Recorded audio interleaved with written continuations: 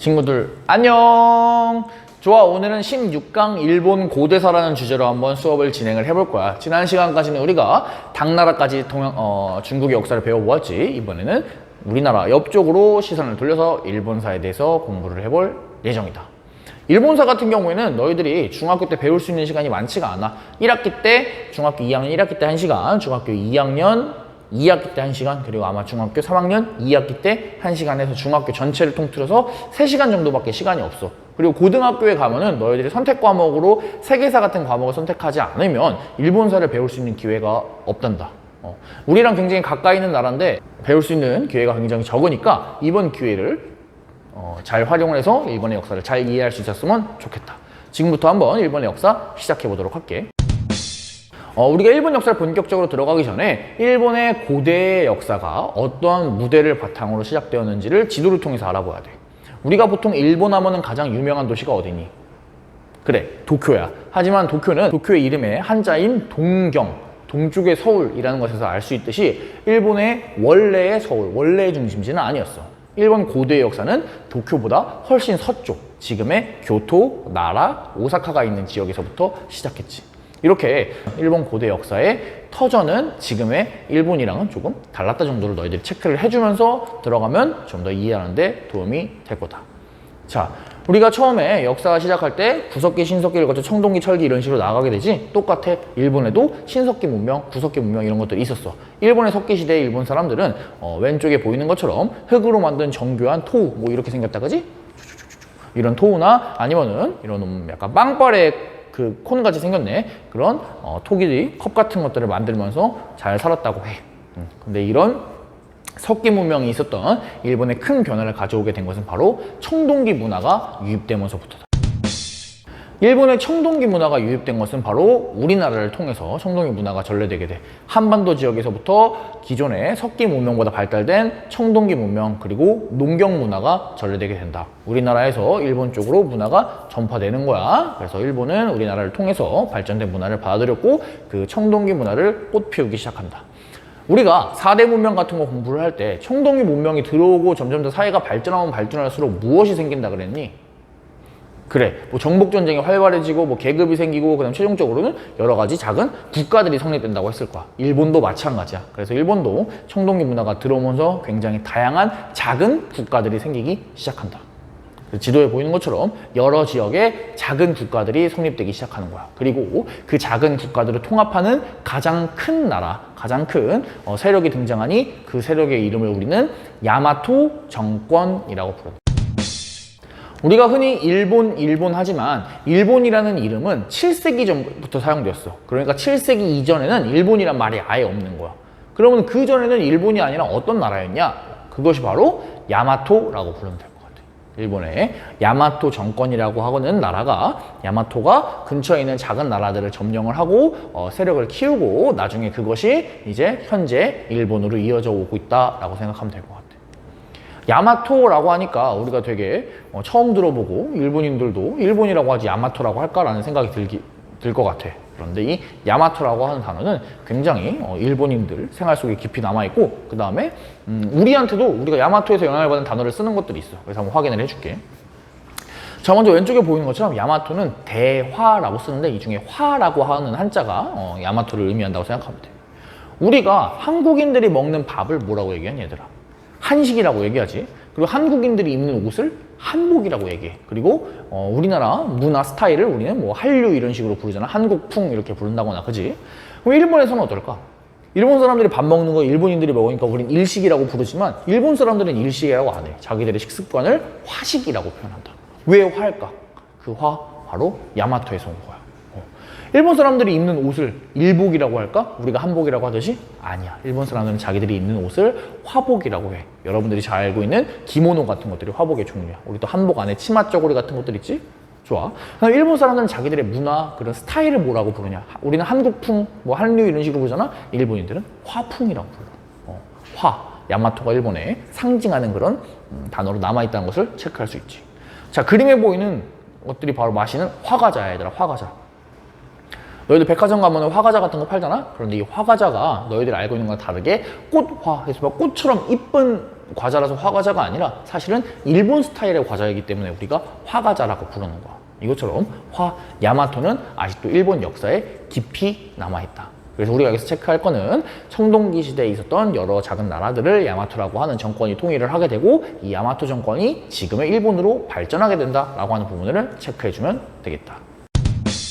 지금부터는 크게 시대에 걸쳐서 세 가지의 야마토 정권의 특징에 대해서 한번 알아볼게. 첫 번째, 야마토 정권은 초기, 그러니까 3세기에서 6세기에는 사진에 보이는 것처럼 거대한 고분, 그러니까 무덤을 조성한다. 바로 야마토 정권의 왕의 권력을 상징하는 거야. 야마토 정권 이렇게 강하다. 우리는 기존에 작았던 일본 세력들을 다 통합하고 우리가 하나의 거대한 세력으로 등장했다. 우리 왕은 이렇게 짱이다. 라고 하는 것들을 거대한 고분을 통해서 확인할 수 있는 거지. 제일 왼쪽에 보이는 무덤 보이니 얘들아? 엄청나게 크지? 주변에 있는 건물들이랑 비교해도 굉장히 거대한 걸 볼 수 있어. 이 무덤은 피라미드나 진시황 등보다도 훨씬 커. 전 세계에서 가장 크다고 하는 무덤이다. 근데 무덤의 형태가 굉장히 특이하다. 우리나라 무덤 같은 경우에는 동그랗거나 아니면 뭐 고구려 같은 경우에 네모난 경우도 있지. 그런데 무덤이 뒤쪽에는 동그랗고 앞쪽에는 이렇게 각져 있는 그런 열쇠 구멍 같은 그런 모양의 무덤이 있는 걸 확인할 수 있어. 그래서 초창기 야마토 정권은 왕의 권력을 상징하기 위해 거대한 무덤을 만들었다 하는 부분들을 체크해주자. 자, 야마토 정권의 두 번째 페이지는 바로 우리나라랑 연관이 되었어. 바로 우리나라 삼국시대에 있었던 여러 가지 문화들이 일본으로 전래된 거야. 그래서 왼쪽에 보이는 그림들 중에 부처님 보이니? 그래서 백제 관음상이나 위쪽에 있는 나라의 호류지라고 하는 절들 전부 다 백제 그리고 신라 이런 우리나라 삼국시대의 문화를 받아들여서 일본이 그것을 더욱더 활용을 해서 발전시킨 것이라고 볼 수 있지. 그래서 이러한 시기에 삼국시대 우리나라에 영향을 받은 일본의 문화를, 야마토 정권의 문화를 우리는 아스카 문화라고 부르고 이 시대를 아스카 시대 이런 식으로 부르곤 한다. 자, 이게 바로 두 번째 페이지.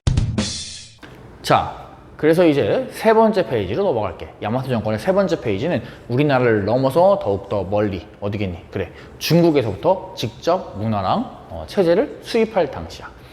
일본은 중국을 본받아서 다이카 개신이라고 하는 일종의 개혁을 해. 그 개혁을 중국의 영향을 받아서 당시에 중국에서 발달되었던 당나라에 있었던 국왕 중심의 중앙 집권 체제를 수립하는 거지. 우리가 이런 것들을 쉽게 말해서 무슨 체제라고 하지? 정치 시스템을? 맞아, 율령 체제라고 하는 거야. 이제 야마토 정권은 중국으로부터 직접 문물을 수입을 해서 그 영향을 받아서 율령 체제라고 하고 있는 고대 국가의 시스템을 완성시키는 거지. 다이카 개신 이후에 여러 개혁들을 통해서. 그리고 이러한 개혁들을 해가면서 정치 시스템을 안정화시키게 되면서 일본은 나라 이름도 기존의 야마토 정권에서 일본으로 바꿔. 우리가 말하는 일본이 이때부터 시작되는 거다. 자, 선생님이랑 야마토 정권의 세 가지 페이지에 대해서 공부를 해봤어. 첫 번째는 거대한 고분을 조성해서 왕권을 과시하던 때고, 두 번째는 우리나라 삼국시대의 영향을 받아서 아스카 문화가 발달했던 때고, 세 번째는 중국의 영향을 받아서 율령 체제를 정립해 나가던 시기야. 자, 이제 일본의 역사에 대해서 알아볼게. 야마토 정권이 일본으로 나라 이름을 바꾸고 나서는 어떻게 발전했는지 보자. 우리나라 같은 경우에는 삼국시대, 고려시대, 조선시대, 대한제국시대, 그리고 중국 같은 경우에도 하, 상, 주, 춘추전국, 뭐 수, 당 이런 식으로 나라 이름이 바뀌잖아. 그런데 일본 같은 경우에는 나라 이름이 쭉 일본이야. 그러다 보니까 우리가 시대를 구분하기가 어렵잖아. 그지? 그래서 일본에서는 시대를 구분할 때 어떻게 시대를 구분하냐? 바로 일본 정부가 어디 있었느냐에 따라서 시대를 명명하곤 해. 예를 들어서 야마토 정권 이후에 있는 나라 시대 같은 경우에는 나라라고 하고 있는 동네에 일본 정부가 있는 거야. 그 뒤에 헤이안 시대 같은 경우에 헤이안이라고 하는 동네의 정부가 있는 거고, 가마쿠라, 무로마치, 에도 역시 전부 다 가마쿠라, 무로마치, 에도에 일본의 정부가 있었기 때문에 우리가 이렇게 시대를 구분해서 부르곤 해. 우리는 이 중에 일본 고대에 해당되는 나라 시대와 헤이안 시대에 대해서 공부를 해볼 거다. 자, 나라 시대야. 그럼 수도가 어디 있을까? 당연히 그래, 나라라고 하고 있는 곳에 수도를 옮긴 거야, 일본이. 자, 나라라고 하고 있는 지역에 수도를 옮겼던 나라 시대에서는 특징적인 걸 한 가지만 기억하자. 나라 시대에는 굉장히 교류가 활발했다 생각하면 될 것 같아. 나라 시대에 일본은 신라 그리고 발해, 우리나라는 이때 남북국 시대였어. 신라랑 발해 같은 우리나라 국가와도 굉장히 사신을 많이 자주 파견하고 교류를 활발하게 했어. 그리고 중국으로도 사신을 많이 파견했지. 특히 이때 중국은 당나라였는데 당나라에 사신을 여러 번 파견해서 여러 가지 문물을 수입을 해온다. 우리는 이 사신을 파견했다, 당나라의 사신을 해서 세 글자를 줄여서 견당사라고 불러.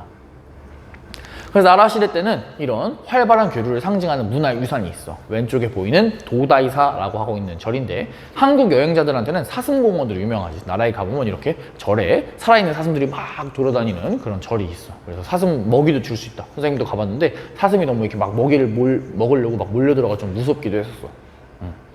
근데 이 사슴이 중요한 게 아니라 도다이사는 나라 시대의 교류를 활발하게 하는 그런 부분들을 상징적으로 나타내는 문화유산이다 이렇게 생각하면 될 것 같아요.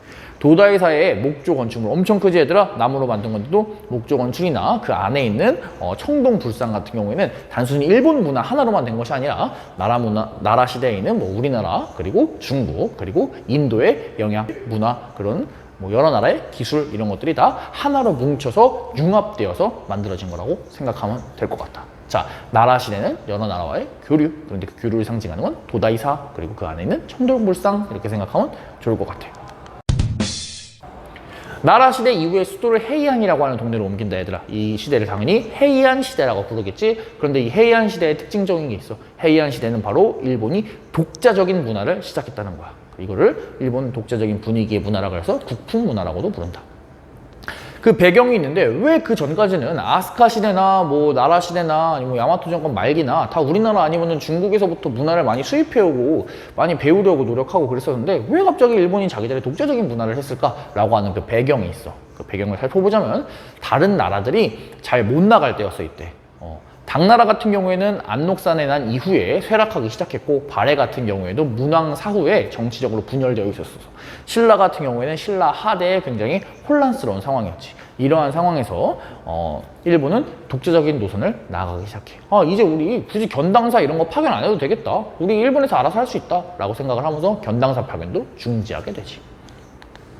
이 시기에 독자적으로 만들어진 일본의 문자가 바로 가나야. 여러분들 3학년 때 일본어 배우지. 그때 배우게 될 가나 문자도 이때 헤이안 시대 때 만들었다 이렇게 생각하면 될 것 같아요.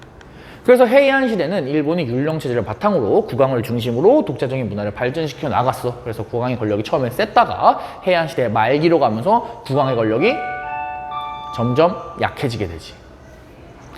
일본사를 고대와 중세 그리고 근대로 나누는 큰 축은 왕의 권력이 어디에 있느냐에 따라서야. 고대 같은 경우에는 일본의 역사는 일본에서는 천황이라고 부르지 국왕 중심으로 이루어졌어. 하지만 헤이안 시대 말기에 국왕의 권력이 점점 약해지면서 일본의 고대사가 끝이 나고 일본 역사는 새로운 페이지로 들어가게 된다. 그 새로운 페이지에서 일본 역사의 주인공은 더 이상 국왕이 아니라 칼을 찬 무사 바로 사무라이였어.